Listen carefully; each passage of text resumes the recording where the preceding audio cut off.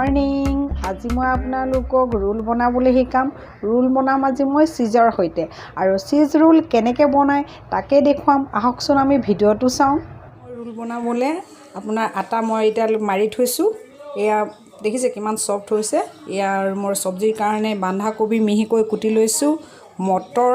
গাজৰ পিঁয়াজ মিহিকৈ কাটি থৈছোঁ আদাৰ এটা পেষ্ট বনাই থৈছোঁ ধনিয়া পাত আপোনাৰ চাট মছলা চিলি সস টমেটো সস সয়া সস আৰু হিং ৰেডি মোৰ এটা পেন গৰম হৈ আৰু ইয়াত এতিয়া মই জিৰা দি দিম এতিয়া মই পিঁয়াজখিনি এই গৰম তেলত দি দিম অকণমান ভাজি লৈছোঁ যাতে পিঁয়াজৰ কেঁচা গোন্ধটো আঁতৰি যায় এই চব্জিখিনি মই এতিয়া ইয়াত দি দিম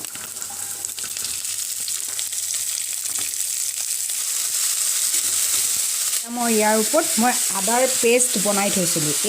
এই আদাৰ পেষ্টখিনি মই দি দিম মই তেলত নাই দিয়া কিয়নো আদাৰ পেষ্টখিনি যদি মই তেলত দি দিওঁ তেতিয়াহ'লে আদাৰ চেণ্টটো নাইকিয়া হৈ যাব সেইটো কাৰণে এই আদাৰ পেষ্টখিনি মই তেলত নিদি চব্জিৰ ওপৰত দিছোঁ সোৱাদ অনুসৰি নিমখ এড কৰিব অকণমান শুকান জলকীয়াৰ গুড়ি মই ইয়াত অকণমান হালধি দিম কিন্তু একদম স্লাইট দেখিছেনে অকণমান দিছোঁ ইয়াৰ ওপৰত মই অকণমান জালুক পিচি থৈছিলোঁ জালুকৰ পাউডাৰ অলপ দি দিম আপোনালোকৰ যদি ভাবে যে কেঁচা জলকীয়া দিম তেতিয়াহ'লে কেঁচা জলকীয়া দিব পাৰে মই কিন্তু কেঁচা জলকীয়া নাই দিয়া অকণমান ইয়াত হিং দি দিব তেলত অলপ দিব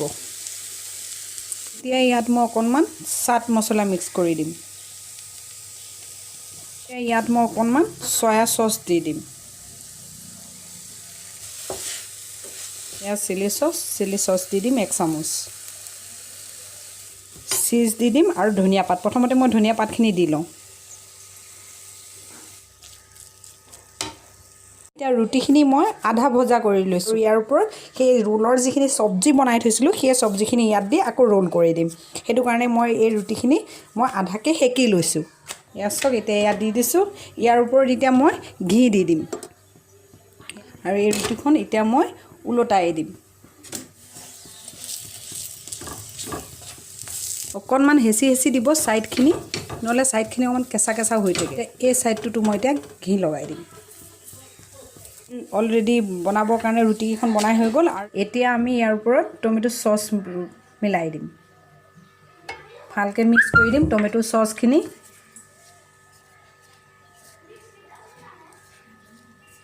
আপুনি যিমানটো টমেটো চচ দিব ইচ্ছা কৰে সিমানটো দিব মই অলপমান দিছোঁ আৰু ইয়াৰ ওপৰত এতিয়া মই এই চব্জিখিনি দি দিম এয়া মই এতিয়া এই চব্জিখিনি দি দিছোঁ আৰু এইখিনি এতিয়া মই ৰোল কৰি দিম